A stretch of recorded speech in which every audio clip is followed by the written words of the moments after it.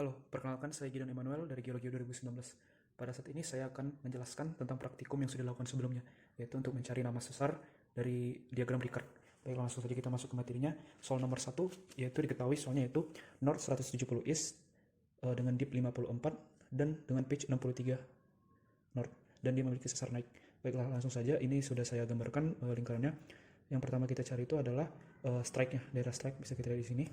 Daerah strike langsung kita buat ke daerah north, lalu dari garis ekuatornya kita tambahkan sebesar dip yaitu 54 derajat, jadi kita dapat plotnya di sini. Lalu kita membuat bidangnya. Setelah kita sudah membuat bidangnya, lalu kita akan mencari titik pitchnya. Di soal diketahui titik pitch adalah 63. Cara untuk menggambar titik pitch yaitu kita tambahkan dari daerah north, karena di sini 63 north ya, jadi kita tambahkan 63 derajat dari north, jadi hasilnya pitchnya ada di sekitar sini.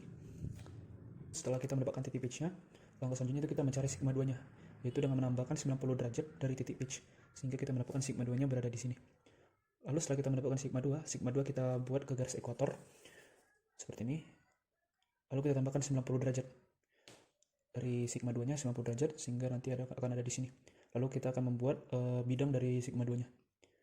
Setelah kita membuat bidang dari sigma 2, lalu kita akan mencari sigma 3 dan sigma 1 nya. Cara untuk mencari sigma 3 dan sigma 1 nya yaitu dengan cara menambahkan 45 derajat ke atas dan 45 derajat ke bawah dari titik pitch. Ini memiliki tanda pitch-nya itu menuju ke pusat, dikarenakan ini merupakan sesar naik. Jika sesar naik, maka arah pitch akan menuju ke pusat. Namun jika sesar turun, sebaliknya dia akan menjauhi titik pusat. Dan juga untuk penamaan sigma 1 dan sigma 3, jika sesar tersebut merupakan sesar naik, maka sigma 3-nya akan berada dekat dengan pusat. Namun jika sesar tersebut adalah sesar turun, maka yang dekat dengan pusatnya adalah sigma 1. Setelah kita mendapatkan sigma 1, sigma 2, sigma 3, kita akan mengukur trend dan plunge dari masing-masing sigma. Setelah kita mengukur, yaitu dengan cara membuatnya di garis ekuator, lalu menghitungnya dari garis ekuator, itu kita akan mendapatkan plunge, dan juga dengan membuatnya ke normal kembali atau buat ke north kembali, lalu kita menghitung garis titik yang tadi kita buat, itu sebagai trendnya. Baiklah, lanjut. Setelah kita sudah memplot sigma 1, sigma 2, sigma 3, kita akan langsung ke diagram Rickert. Berikut ini merupakan gambar yang sudah saya buat untuk menggambarkan sesar naik yang tadi kita sudah cari ya. North 170 East, 54 dan 63 sebagai pitchnya. Cara untuk menggambarnya yaitu seperti ini. Kita akan menggunakan busur untuk menentukan strike-nya. Jadi ini merupakan garis normalnya atau garis Sembuye. Kita akan menghitungnya dengan begini. Untuk strike-nya kita hitung seperti ini dan 170 derajat. Lalu kita akan tarik garis dan itu akan menjadi strike-nya. Lalu untuk mencari silicon line ini yaitu dengan cara menggunakan pitch-nya. Cara untuk mencari silicon line ini yaitu kita akan tegak lurus terhadap strike. Bisa kita lihat di sini, ini merupakan garis silicon line-nya. Di sini diketahui pitch-nya itu 63 north.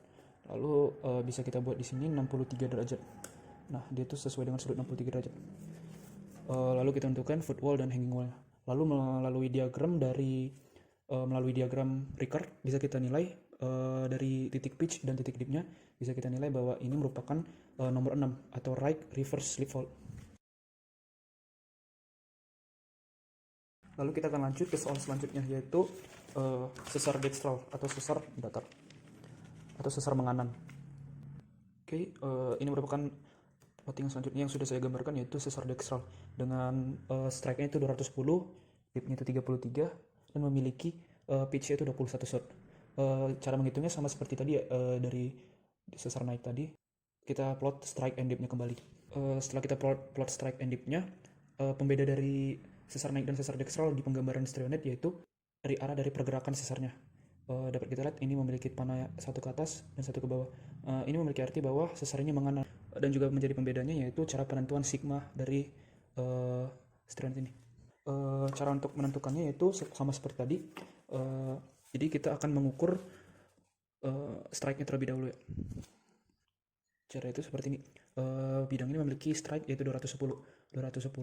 Jika kita kurangi dengan 180 derajat, maka hasilnya itu adalah 30 derajat. Lalu kita akan membuat seperti ini.